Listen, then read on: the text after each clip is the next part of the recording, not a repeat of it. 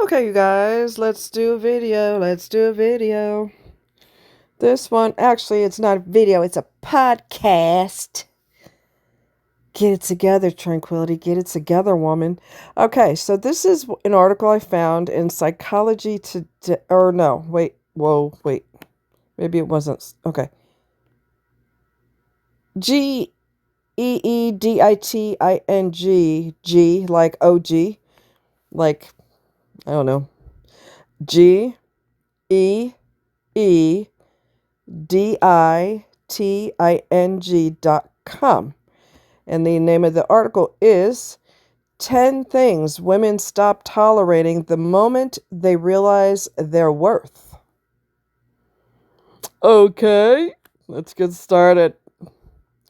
There's a pivotal shift that happens when a woman realizes her worth.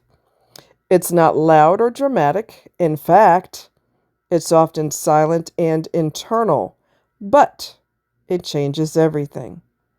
She stops trying to fit into boxes she's outgrown. She no longer apologizes for taking up space. And perhaps most importantly, she stops tolerating things that once felt acceptable because deep down she knows she deserves more. Here are 10 things women stop tolerating the moment they realize their worth. Number 1, being someone's emotional punching bag. Before realizing their worth, many women become the default listener, comforter, or fixer, even when it drains them. They absorb the emotions of others, including anger, stress, and sadness, often without reciprocity. But once a woman sees her own value, she sets clear emotional boundaries. She learns that empathy doesn't mean self-abandonment. And she stops tolerating relationships where she's expected to carry emotional weight that isn't hers. Number 2, apologizing for having needs. So many women are conditioned to feel guilty or expressing their needs, whether it's asking for space, wanting more affection, or simply needing rest. When a woman recognizes her worth, she stops over-explaining. She stops shrinking herself to accommodate others. And she realizes that having needs doesn't make her needy, it makes her human. She starts saying things like, "This isn't working for me," or "I need more support." Not as a demand, but as a declaration of self-respect. Number 3, chasing people who treat her like an option.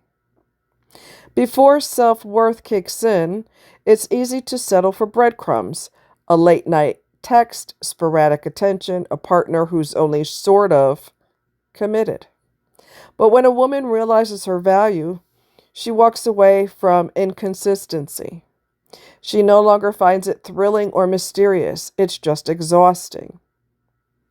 She starts craving energy that is steady, respectful, and mutual, not one that keeps her guessing.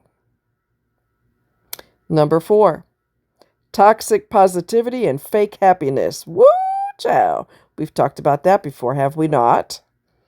There's a big difference between optimism and forced happiness. Women who are still chasing validation often try to be the positive one all the time. They avoid confrontation. They pretend things are fine even when they're not. But women who know their worth give themselves permission to be real. They allow sadness, frustration, anger, not because they want to dwell there, but because they're done faking it. They understand that being authentic is far more powerful than being agreeable. Number 5, criticism disguised as jokes. The moment a woman embraces her worth, she becomes allergic to backhanded compliments and passive-aggressive humor. She can spot it instantly, the jokes about her body, ambition, sensitivity, or lifestyle choices. She no longer laughs along just to keep the peace. Instead, she starts setting firm boundaries. "That's not funny," or "I don't appreciate that comment." Because she values herself, she refuses to be the punchline. Number 6, performing for approval. Before realizing their worth, many women become masterful at performing for parents, partners, bosses, or even society at large. They play the good girl, the cool girl, or the selfless woman, hoping to earn love, respect, or validation. But when a woman awakens to her inner value, she stops performing. She stops trying to be palatable. She starts showing up as she is, even if it makes others uncomfortable. She understands that true connection doesn't require a mask. Number 7. Whoa. Been there, done it. Relationships that feel one-sided. Oh my God. Yes, yes, yes. And that's why my behind is single. Whether it's a friendship, romantic relationship, or family bond, women who know their worth stop investing in connections that leave them feeling drained. They no longer accept being the only one who texts first, checks in, or makes plans. They don't tolerate emotional unavailability disguised as independence. They choose mutuality over obligation and stop seeing letting go as failure. Sometimes walking away is the most self-loving thing they can do. I want to say something about that before I forget. Sometimes when somebody is supposedly into you, they don't really, you don't feel any energy coming from their end of things, their side of things. You know how you're present with somebody and you could feel their happiness, or you could feel their sadness, or you could feel their indifference. You could feel their energy field around them. You could sense it. You could feel it. Well, when someone is supposedly into you, but they're sitting on their lazy ass and they're not really being intentional. Remember, we talked about dating with intention. Guys who want to be married, doctors, lawyers, professors. We've talked about this. Guys that are in the upper echelon of, executives and, CEOs, CFOs. They date with intention. They date with intention to marry. They do not sit on their ass, and maybe they'll text you. Maybe they won't. Maybe they'll call you. Maybe they won't. I'm right in the middle of a TV show right now, so I'll call you later. No, baby. No, baby. No, baby. They date with intention. So even if they're in the middle of something, they know how to record that show or record the game or whatever it is. If it's Super Bowl, dudes have to see it live. I get that. I don't know why you can't see it later, but I get it. I get it. Babe, the game should be over by such and such time, and I'll call you, because me and the fellas are screaming, hollering, hooping at the TV, yelling at the TV. So when things get quieter, I'll call you back later. They don't act like maybe I'll call, maybe I won't. Just depends. Depends on my mood. You know what? Look here. If you're going to be that lackadaisical, you could just not bother. And if somebody doesn't really make an effort to talk to you, they don't make an effort all the time to reach out to you. I mean, not all the time. I mean, you could text too and you could call too. But I'm just saying, if you feel no energy coming from them and they're acting lackadaisical, look here, cut them loose. Somebody who's into you is into you. They're going to be excited to hear your voice. They're going to be excited to have a conversation with you. They're going to be excited to talk to you about their day and talk to you about your day. They're not going to be like, you call and they're like, oh, hey, excuse you? What's wrong with you? What's going on? Even if they had a bad day. Hey, babe, what's going on? Oh, not much. What's going on with you? You sound upset. You all right? Yeah, it's been a long day. Things didn't go good today. And then they can proceed to talk to you about it. They don't have to sit here and act like they have zero energy towards you because of what they're going through or because they're in a lazy spell. I tell you what, you go over there and do that mess, and I'll talk to somebody who's intentional. I ain't got time to play games. The biggest thing, I'm on a roll. The biggest thing is, one of the biggest mistakes we make is we assume Wrongly, I might add. But we assume we have plenty of time. Time. Lots of time. Where do you think where would you get that idea from? People die instantly. People die in car accidents. There was a lady recently who fell into a volcano. If they would have rescued her the first time she fell, she would have been okay, but she fell deeper in, and the damage on her body was too much, and she didn't survive. Your life can be snuffed out in 30 seconds or less. So to sit back and be lackadaisical like, oh, ho-hum, you're assuming you got lots of time. And you don't necessarily have a lot of time. A friend of mine, my friend's relative, I can't think of who they are in the family, but anyway, that person was supposed to have hip surgery. This happened several months ago. He's on the table. They open him up. I guess they're gonna do a hip replacement, and they discovered there were no symptoms whatsoever when they opened him up. They realized that not only had he had cancer, but it had metastasized through his whole body, and they closed him up. There's no point in doing the surgery because he's terminally ill.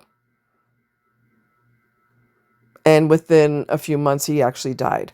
He had 0 symptoms. 0. So we make a mistake and assume we can sit on our haunches and do nothing. And that's a mistake because you just never know when your time is up. You never know when your partner's time is up. You don't have as much time as you think you do.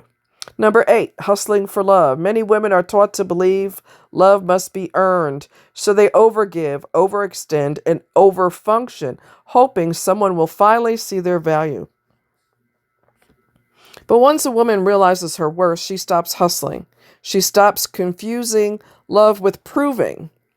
She starts seeking relationship where love is given freely, not based on how much she does or how how perfectly she behaves. She becomes the kind of woman who says, if you can't love me at rest, you don't deserve me in motion. I know that's right. Tell it, girl.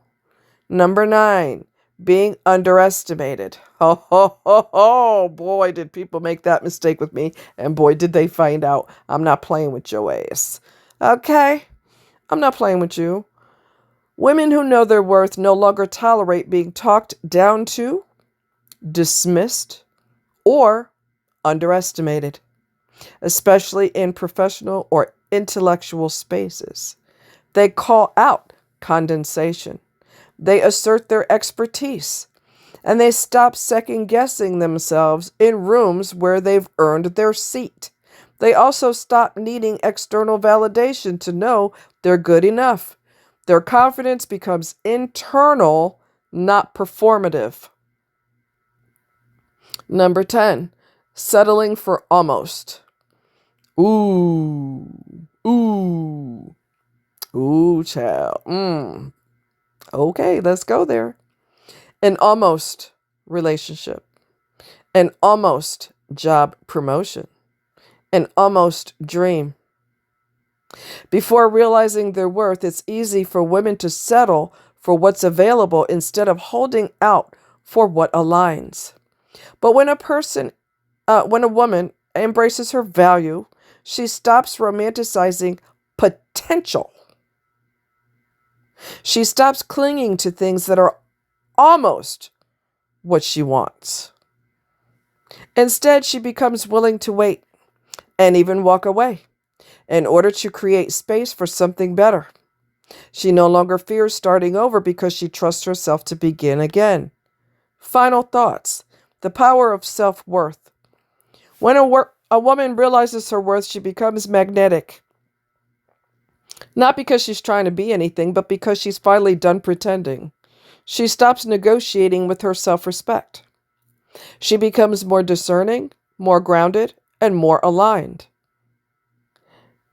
And most importantly, she learns that self-worth isn't loud or boastful. It's a quiet knowing.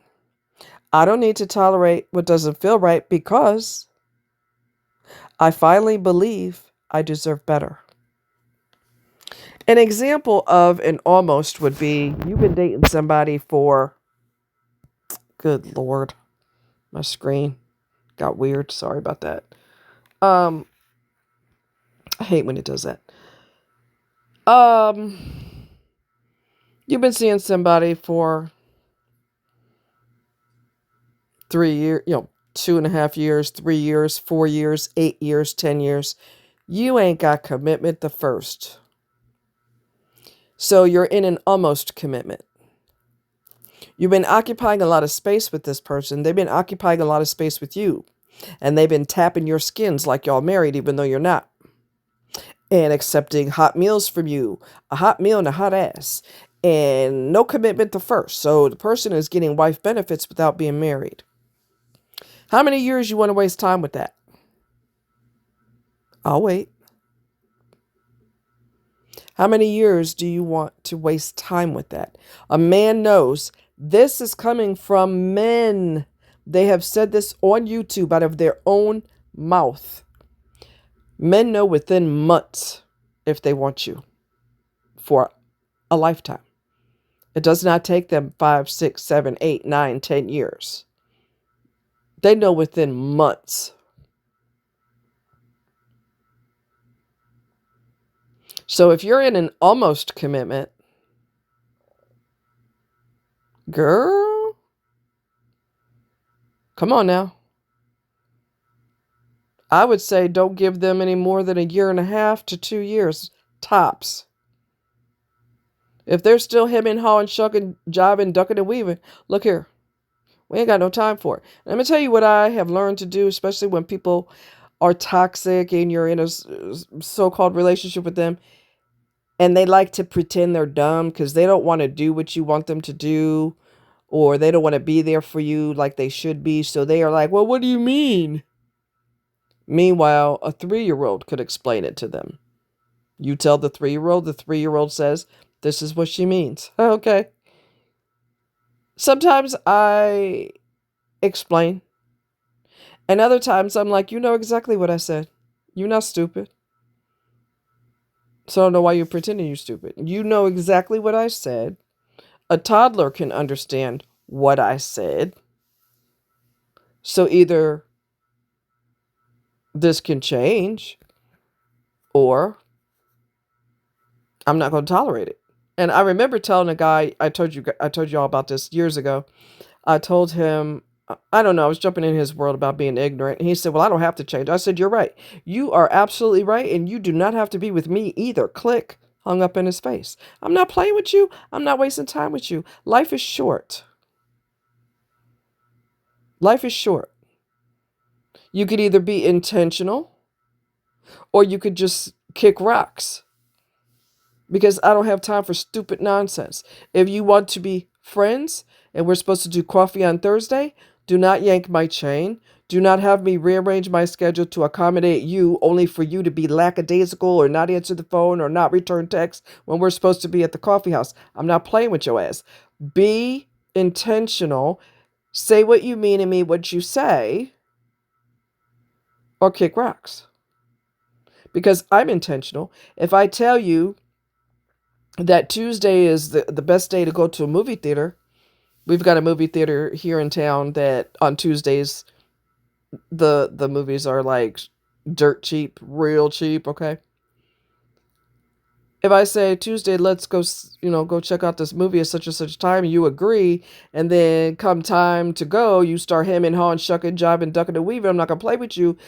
If you have a legitimate reason, that's a different story. I mean, your auntie just ended up in the ER. I got to go to the ER and see if she's going to be all right. That's totally different. But if you have a tendency to do that, hem, haw, shuck, and jive, peace out, have fun, get out of here. I'm going to the movie by myself. And my friend and I, we would try to get people to do, we were going to rent a boat. And they're expensive. But if you have a group of people, It's real cheap. I think it was gonna be I don't remember, but it would have been real cheap if we went as a group.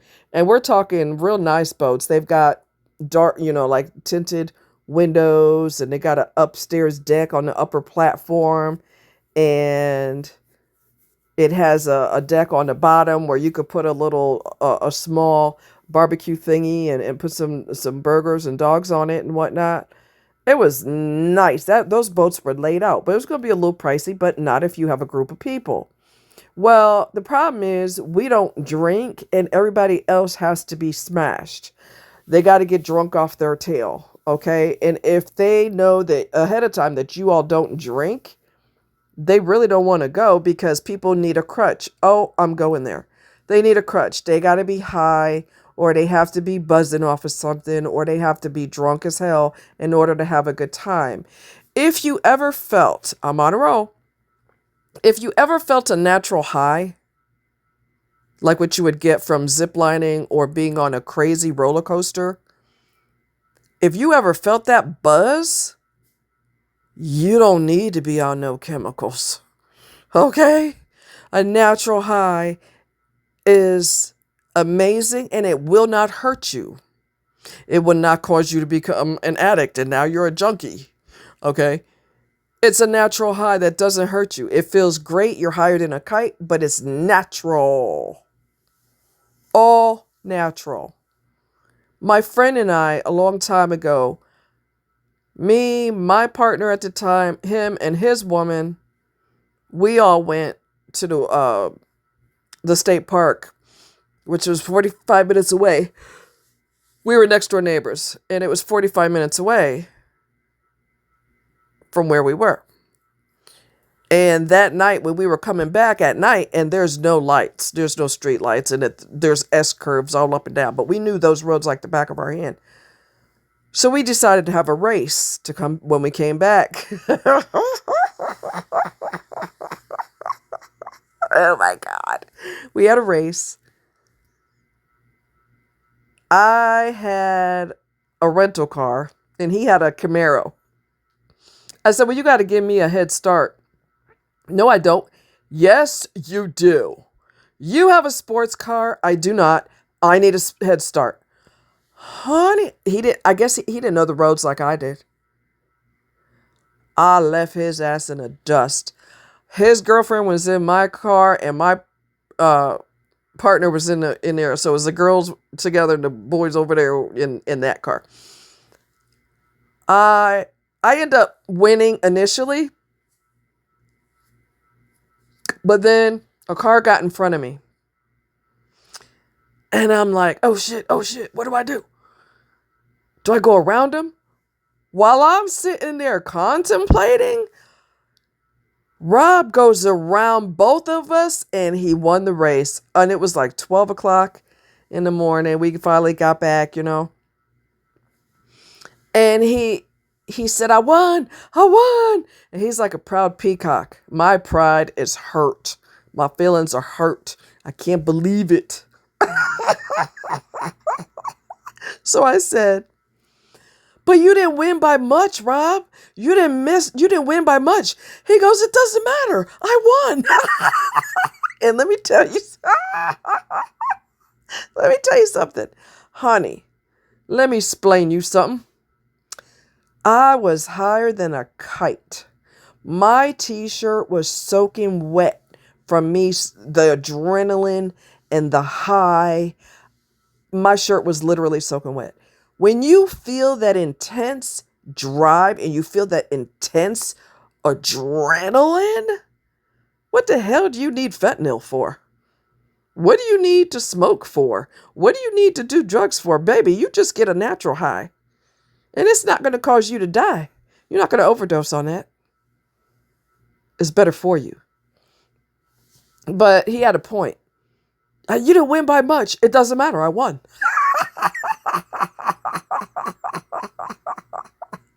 Oh, my feelings were hurt. Oh, my God, my feelings were hurt.